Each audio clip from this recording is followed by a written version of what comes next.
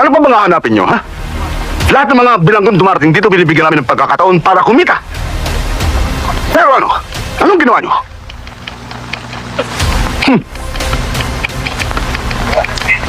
Sinira nyo. Sinira nyo yung pagtitiwala sa inyo ng kolonya. Pero hindi na ho mauulit yun, sir. Kailangan ko lang talaga magpadala ng pera sa Cebu. Kailangan ng anak ko, sir. Dinaramdam ko, Felipe.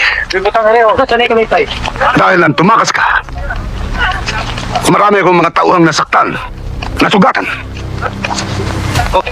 Kaya inuulit ko sa'yo, wala ka ng karapatang muli magtrabaho sa Tadeco.